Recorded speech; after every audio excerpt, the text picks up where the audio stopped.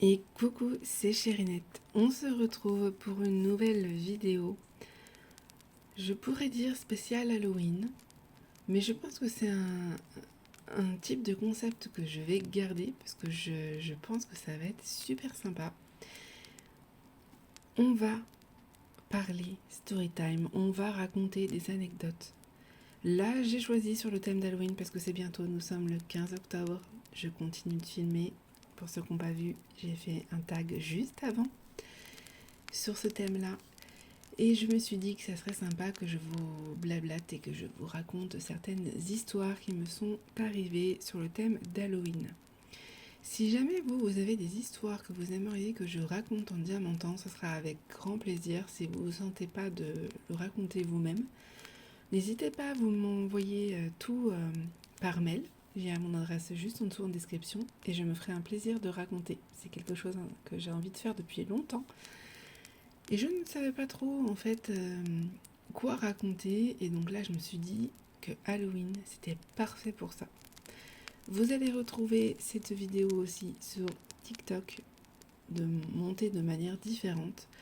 Donc voilà, elle sera plus courte puisque j'ai moins de temps sur TikTok, mais voilà, c'est un concept que je me suis dit que ça pourrait être pas mal et que je pense que ça va vous plaire. Attendez-vous à quelques surprises, je pense qu'il va y en avoir.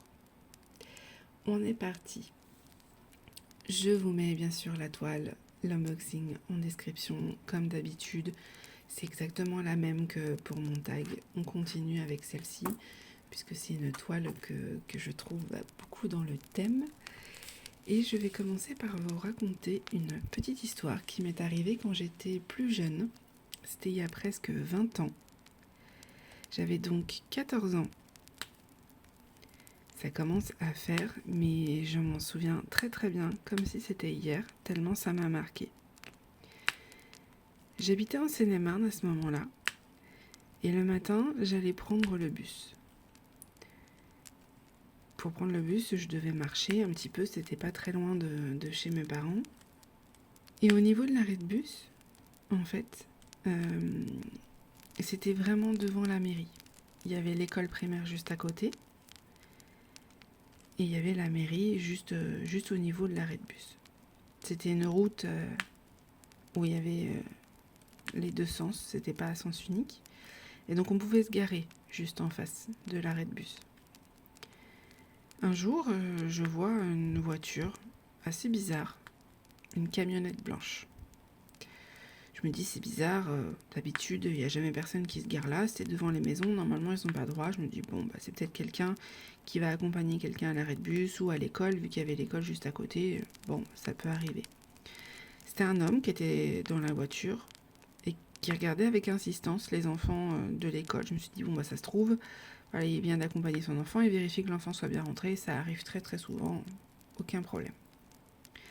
Je rentre chez moi et j'entends à la télé qu'il faut quand même se méfier. En ce moment, il y a des alertes enlèvement et il y a des personnes qui ont croisé une camionnette blanche avec un homme assez suspect, souvent devant les écoles, et qu'il faut faire quand même attention. Je me dis bon, c'est une coïncidence, je vais me méfier. Ma mère, du coup, me fait un petit rappel par rapport au sujet de l'enlèvement, même si nous sommes dans les années 2000. C'est pas encore quelque chose de très très courant, contrairement à aujourd'hui. On fait beaucoup plus de prévention aujourd'hui. Avant, c'est vrai qu'on pouvait un peu aller se promener quand on voulait. On était moins surveillés qu'aujourd'hui. Suite à ce qui s'est passé après, surtout. Donc voilà, je recontinue tous les jours d'aller prendre ce bus pour aller au collège, puisque donc j'avais 14 ans comme je vous ai dit. Et puis ce véhicule est toujours là. Tous les matins, il est là. Et la personne attend dans la voiture et observe les enfants. Je me sens très mal à l'aise au point que c'est une voiture que j'ai repérée très très vite alors qu'il pouvait y en avoir d'autres. Je sais pas pourquoi, j'avais un mauvais pressentiment, je sais pas, ça me perturbait, ça me faisait peur, il me semble que j'en avais parlé à ma mère. Mais bon, Ça pouvait très bien être n'importe qui, ça pouvait être une personne qui était là juste comme ça. Les parents voyaient pas le mal vraiment à ce moment-là. Plusieurs jours sont passés et plusieurs jours je voyais cette camionnette blanche tous les matins à l'arrêt de bus, juste en face l'arrêt de bus, sur le trottoir d'en face, en train de regarder les enfants. Je faisais très attention, on était alertés de toute façon qu'il fallait faire très très attention à nous, surtout les jeunes filles. Donc en général, même si j'étais seule, je restais jamais loin de quelqu'un, au cas où. On nous avait appris à ne parler à personne, ne pas parler aux inconnus. C'est à ce moment-là qu'on a vraiment commencé à faire la prévention à ce niveau-là. Donc je suivais à la lettre ce qu'on m'avait appris. On nous avait même dit à l'école de faire attention. On nous avait fait un mini cours là-dessus d'ailleurs, je me souviens, pour nous dire faites attention, ne parlez à personne. En ce moment c'est compliqué. Il y a eu déjà des enlèvements, donc on est dans le département où il se passe quelque chose en ce moment, donc faites bien attention à vous. Essayez de rester ensemble, de ne pas être toute seule, et surtout de ne parler à personne.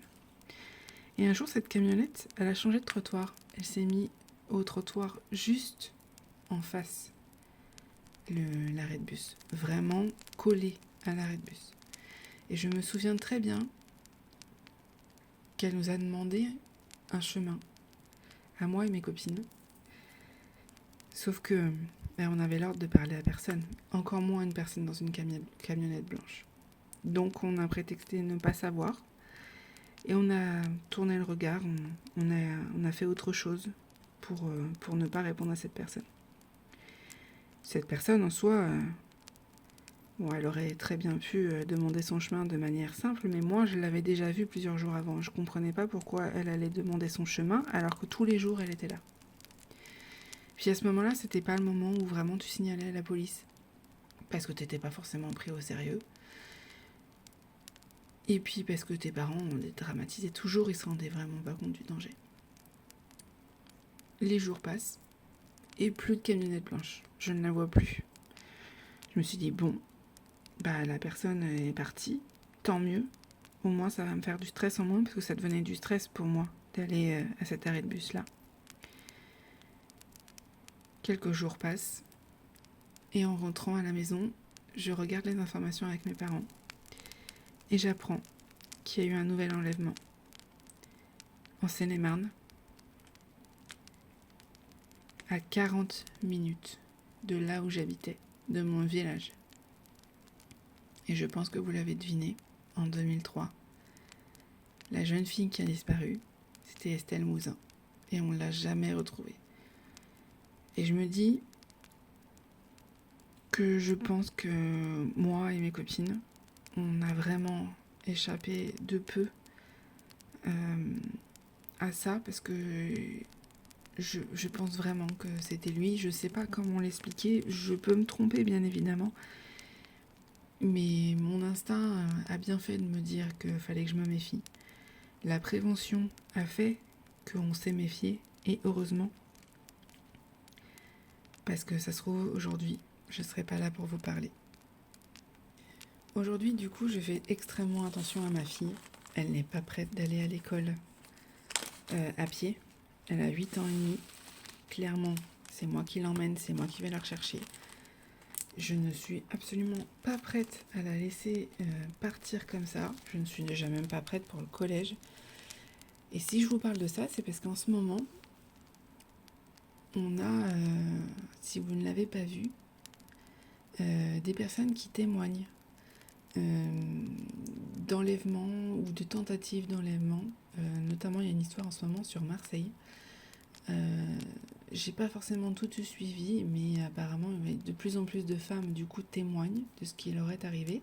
Et sachez que ça n'arrive pas qu'aux autres. Alors certes, on n'a pas essayé de m'enlever, heureusement, mais je suis persuadée que c'était lui qui rôdait. C'est impossible qu'il y ait une camionnette blanche comme ça qui rôde, comme par hasard, en Seine-et-Marne, 40 minutes à 40 minutes de l'enlèvement d'Estelle. Pour moi, il y a trop de coïncidences. Donc voilà, faites bien attention à vous, s'il vous plaît. C'est super important. Petit message de prévention. Et puis, petit message aussi un petit peu creepy. Parce que vraiment, j'ai eu très peur. C'est une des expériences qui m'a fait vraiment le plus peur. Et vraiment, faites attention à vos enfants. Voilà. Écoutez, c'était tout pour cette petite vidéo. Je vous fais des gros bisous et je vous dis à bientôt.